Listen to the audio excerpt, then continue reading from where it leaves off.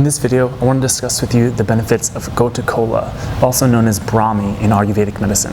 Now, like many other herbs, this plant contains medicinal constituents such as triterpenoids and saponins, which give it its immunomodulatory and adaptogenic qualities. However, in this video, I want to discuss with you a few of the unique benefits specific to Gotu Kola, starting off with this ability to actually reduce the appearance of cellulite and stretch marks. Now, Gotu Kola is actually a blood tonic and actually helps promote circulation.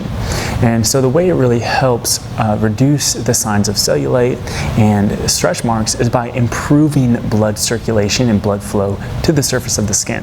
Now, stretch marks, for example, are really just a deterioration or damage to the epidermis, the top layer of the skin, usually brought upon throughout pregnancy or rapid weight gain. Now, the way that Gotu Kola helps remedy this is by increasing blood flow to the surface of the skin, thus bringing about healing, because essentially all healing is in the physical body is the increase of blood supply to that general area. And if there's no impediment or disconnection from one part of the body to the other, then typically blood can flow to that area and promote healing. So by being a blood circulatory tonic, it can improve issues specifically related to stretch marks and any sort of surface wounds of the skin. Additionally, the way it helps promote the healing of cellulite or the reduction of cellulite is by acting as a blood cleanser. So in one perspective, cellulite is really just the accumulation of toxicity, the fat cells that causes the fat cells to grow and sort of push through the layers of the skin, creating that cellulite appearance. So by promoting blood cleansing and lymphatic cleansing and overall detoxification, it's going to help decrease the appearance of cellulite that is brought about from toxic accumulation and the deterioration of the skin tissue. The second way that it can help reduce the appearance of cellulite is by promoting new skin cell regeneration, again by promoting blood flow to the surface of the skin, thus improving collagen synthesis and the production of elastin, which would help decrease the likelihood of cellulite. Another unique benefit to Gotu Kola is that it's actually been found to help remedy varicose veins. Because of the natural acids found in Gotu Kola, it can help decrease the symptoms of varicose veins, such as swelling and pain, by acting as an anti-inflammatory to the circulatory system.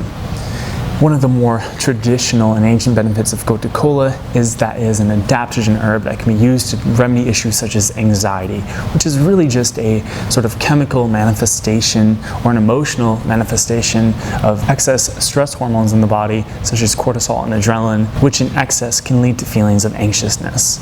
So by acting as an adaptogen and something that can actually help decrease the overproduction of these stress hormones, it can actually help soothe and prevent issues such as anxiety. So overall, the consumption of Gotu Kola can help put our bodies in a more parasympathetic state, which is a state of greater relaxation. It's the state we need to be in order to digest our food and to produce melatonin so we can fall asleep.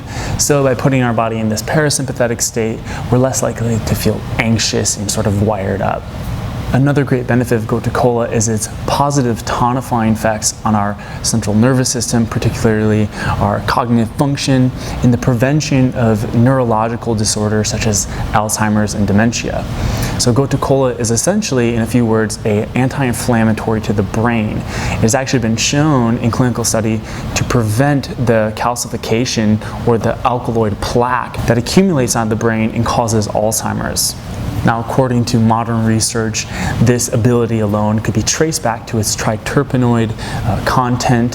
So it's essentially not just the Gotu Kola, but the triterpenoid content that really acts as a powerful anti-inflammatory to the brain, something that prevents the calcification or the alkaloid plaque on the brain that leads to neurological disorders and the degeneration of neural pathways that causes Alzheimer's. But not just that, Gotu Kola is a circulatory herb, so by also preventing and inhibiting inflammation in the brain, it also promotes blood flow to the brain, which can improve overall cognitive function. So even if you aren't concerned with Alzheimer's or dementia, you can still use this herb as a brain tonic, something to improve your focus, concentration, memory, and overall cognition. Gotu Kola is also commonly used to help remedy insomnia and promote better sleep.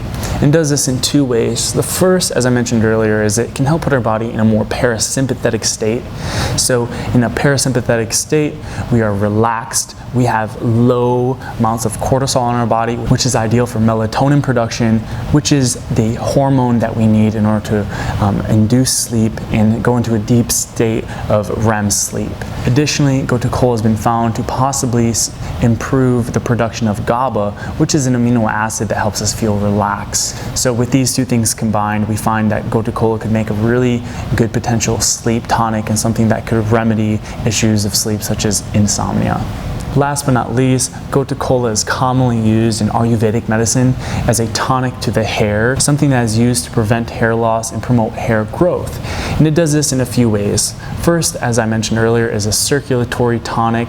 It promotes the health of the blood and the circulation of the blood, which is essential for hair growth and for preventing hair loss, because essentially down the lines of problems that can lead to hair loss, such as inflammation, chronic inflammation, DHT production, the shrinking of hair follicles, to the calcification and fibroid accumulation of the scalp, we're going to essentially run into two primary problems, which is decreased oxygenation and decreased blood supply, which is essentially the two things that our hair follicles need in order to grow and to thrive. However, Gotu Kola actually works a few steps back along the lines of what causes hair loss at a level of inflammation. It acts as an anti-inflammatory, which could prevent the possible calcification and fibrosis of the scalp. And that's where you see really shiny scalps is really just a byproduct of an accumulation of calcification and fibrosis, or layers of scar tissue that really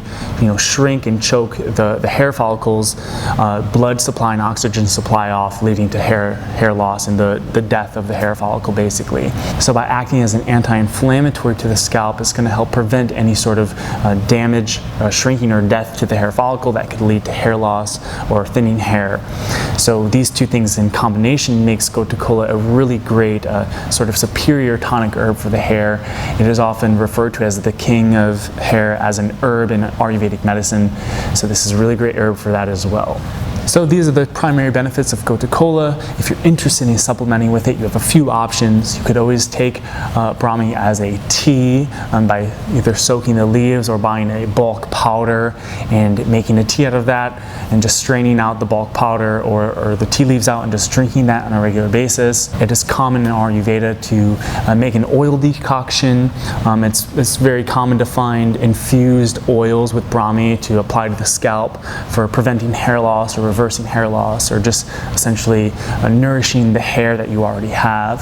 So these are other ways that you can take it. It's actually common in organic hair care products as an ingredient, so you could also buy it pre-made or prepared already. But if you're looking for more of the medicinal therapeutic properties of this herb, then I highly suggest always taking herbs in a concentrated, standardized extract. This way you're getting the most active constituents possible in the least amounts. That way you're getting the most bang for your buck, and you're getting most of the active constituents compared to taking the whole herb, where you're getting a lot of other bulk ingredients as well, perhaps some sort of fibers and other inactive constituents in that. Bulk powders and whole herbs make a really great tea. However, my favorite way to take any tonic herb is usually in some sort of decocted concoction, such as an extracted powder or tincture. So if you're interested in trying Gotu Kola for yourself and seeing if you could reap these benefits, then just visit our shop by clicking the link below, and you can learn a little bit more and browse for yourself.